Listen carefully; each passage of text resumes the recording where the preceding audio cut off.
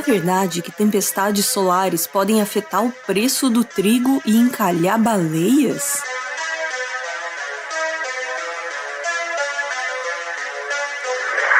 Nada é mais importante para nós, terráqueos, que o Sol. Sem o calor do Sol, a Terra congelaria.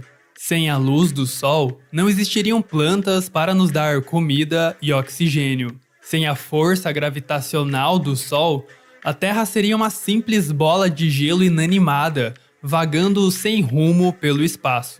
O Sol sempre foi visto como uma fonte de energia e poder que alimenta todo o cosmos, ou pelo menos a parte do cosmos que a gente enxerga a olho nu. O Sol é tão importante para nossa espécie que é difícil encontrar um povo antigo que não adorasse o Sol como uma divindade. Alguns desses povos faziam festas e sacrifícios para tentar agradar a deidade solar, para que ele fosse generoso na época de colheitas. Era uma tentativa, mesmo que inconsciente, de controlar o Sol. Alguns milênios se passaram e hoje a gente sabe que, do ponto de vista astronômico, o Sol é só mais uma das incontáveis estrelas do universo. E ele nem é a estrela mais poderosa. Existem estrelas maiores, mais quentes e mais brilhantes. Hoje a gente sabe que é impossível controlar o Sol. Nenhuma festa ou sacrifício vai mudar o funcionamento dessa bola de plasma resplandecente aquecida a milhares de graus Celsius e que nasce todo dia a leste e se põe a oeste. Só que tentar entender o Sol é quase um instinto humano. A sociedade moderna já não adora o Sol como uma divindade, mas a gente ainda tenta descobrir exatamente como ele funciona, para quem sabe antecipar e ter um certo controle sobre os efeitos deles sobre a Terra.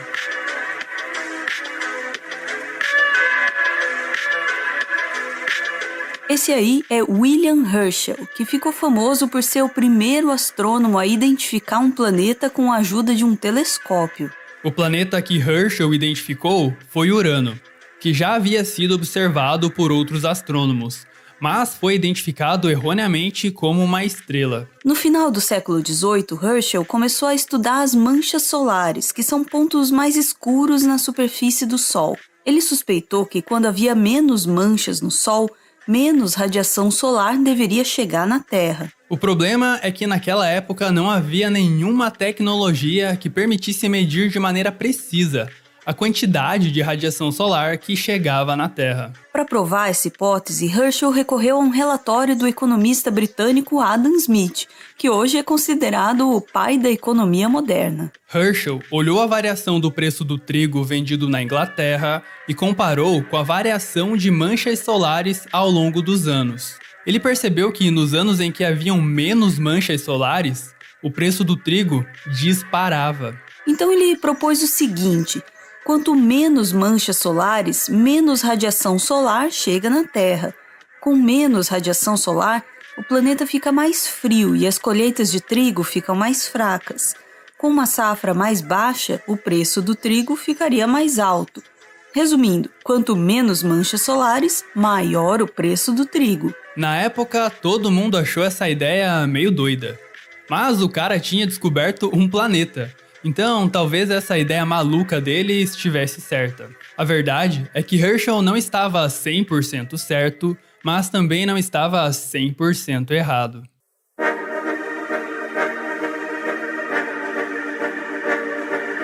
Herschel estava certo em uma coisa: as manchas solares estão sim relacionadas com a quantidade de radiação que é emitida pelo Sol. As manchas solares são como tempestades na superfície do Sol, que se formam em áreas de intensa atividade magnética. Nessas manchas ocorrem explosões que jogam uma quantidade enorme de radiação para fora do Sol. São as chamadas erupções solares. Essas erupções intensificam os ventos solares. Em situações normais, os ventos solares estão mais para leves brisas, mas as erupções transformam esses ventos em grandes tempestades. As tempestades solares costumam virar notícia, porque podem provocar anomalias no campo magnético da Terra, interferir nos sistemas elétricos e de comunicação. No dia 3 de março de 1989, uma grande tempestade solar causou um apagão da rede elétrica na província de Quebec, no Canadá, deixando 6 milhões de pessoas sem luz. Mas a maior tempestade solar já registrada na história ocorreu no dia 1º de setembro de 1859 e ficou conhecida como Evento de Carrington, em homenagem ao astrônomo que registrou o evento. Pouco antes do amanhecer do dia seguinte a essa tempestade, auroras boreais foram vistas quase no planeta inteiro, inclusive em países latino-americanos como Panamá e Colômbia. Os telégrafos, que eram os principais meios de comunicação da época, ficaram malucos. Alguns pararam de funcionar, outros funcionavam mesmo estando desconectados das baterias e outros até pegaram fogo. Algumas pessoas ficaram desesperadas, achando que era o fim do mundo. Mas o que as pessoas daquela época vivenciaram foi só o fim de um ciclo de atividade solar.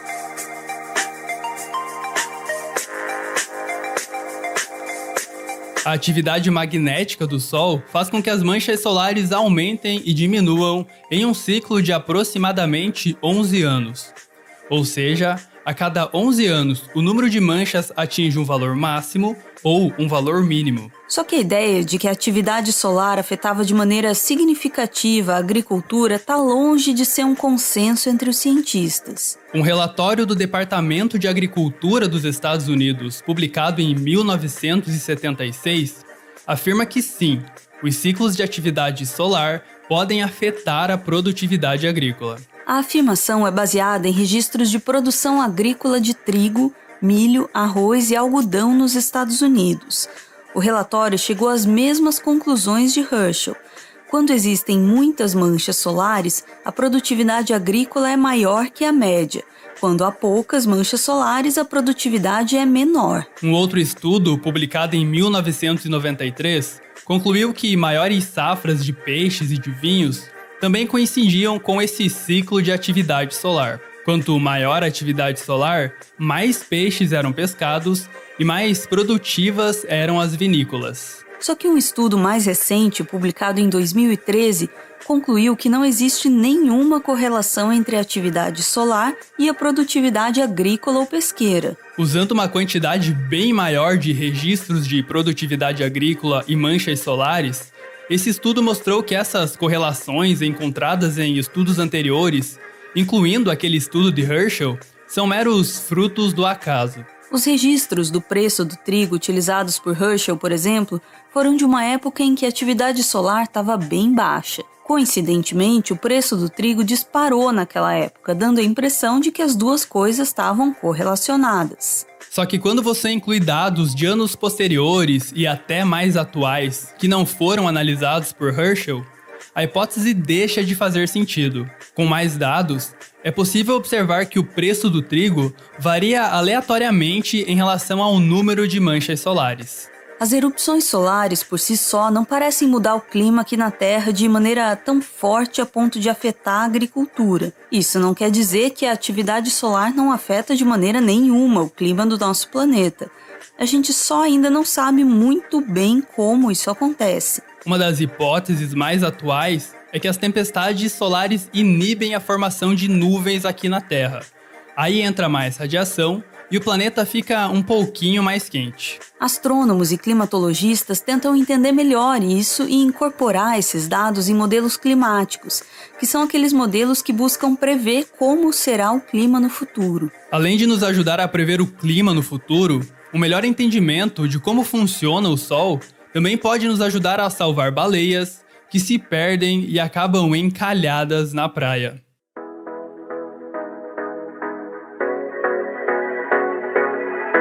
Se você já esteve em um relacionamento virtual, certamente já sentiu vontade de ir até a rodoviária e pegar o primeiro ônibus em direção à cidade da pessoa amada. Mas nada se compara à baleia jubarte número 1363. Sim, todas as baleias jubartes que a gente conhece recebem um número de identificação. É como se fosse um nome próprio para elas. Em 1999, essa baleia saiu da costa do Brasil e foi até a costa de Madagascar para acasalar. Foram pelo menos 10.000 quilômetros de viagem, tudo para satisfazer os desejos sexuais da baleia jubarte 1363. As baleias, em geral, costumam migrar por longas distâncias. Como funciona o senso de direção das baleias nos oceanos ainda é um grande mistério. A principal suspeita é a de que elas usam receptores magnéticos, ou seja, elas se guiam pelo campo magnético da Terra. Tartarugas marinhas, lesmas do mar, lagostas e aves migratórias também parecem usar esses receptores magnéticos como um tipo de GPS. Em 2016, assim como o Brasil, as cachalotes também parecem ter perdido completamente o rumo. Em janeiro e fevereiro daquele ano, 29 cachalotes encalharam na Alemanha, Inglaterra, Holanda e França. Foram feitas autópsias em 22 dessas baleias, e elas estavam todas com a saúde em dia. No estômago delas tinha um pouco de plástico, claro. É impossível você ser um animal marinho e não ter plástico no estômago hoje em dia. Mas nada que fosse capaz de explicar o motivo das baleias terem encalhado. Será que essas baleias estavam tentando desevoluir e voltar para a vida terrestre? Para tentar descobrir o que realmente aconteceu com essas baleias, os cientistas olharam para os registros de tempestades solares que atingiram a Terra naquele período. O que eles viram é que os meses em que essas baleias encalharam coincidiram com grandes tempestades solares que bagunçaram um pouquinho o campo magnético da Terra. Um outro estudo, publicado em 2020, fez algo parecido, mas de maneira mais detalhada. Os cientistas examinaram os registros de baleias cinzentas saudáveis que ficaram encalhadas entre 1985 e 2018 e compararam com os registros de tempestades solares. Os pesquisadores descobriram que nos períodos em que ocorrem tempestades solares, a probabilidade de uma baleia cinzenta saudável encalhar é 4 vezes maior. O martelo da ciência ainda não foi batido nesse assunto. São necessários mais estudos para afirmar com mais certeza que as baleias são afetadas por erupções e tempestades solares. Mas se essa hipótese se confirmar, informações sobre a atividade solar serão de grande utilidade para biólogos e conservacionistas que poderão prever os períodos em que as baleias estarão mais vulneráveis ao encalhe. A gente não pode controlar o Sol, mas por meio da ciência é possível entender como ele funciona. Se a gente conseguir prever com precisão as tempestades solares, talvez a gente possa fazer alguma coisa para evitar que a baleia jubarte 1363 encalhe durante mais uma de suas aventuras sexuais.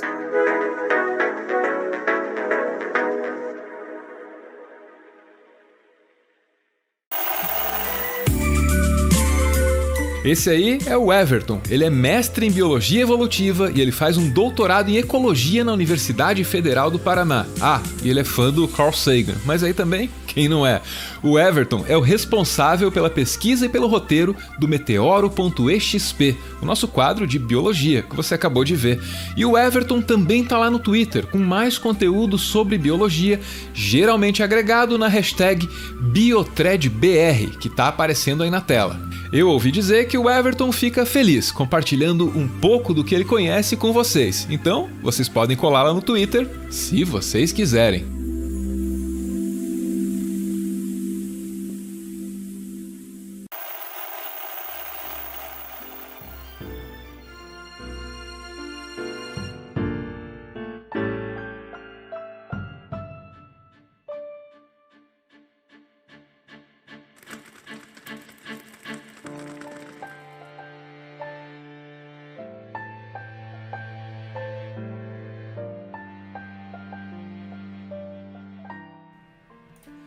Muito obrigado por ver esse vídeo até o final. O Meteoro é mantido graças a uma campanha de financiamento coletivo. Quem participa aparece aqui no finalzinho para receber o nosso agradecimento e, claro, para homenagear quem ama.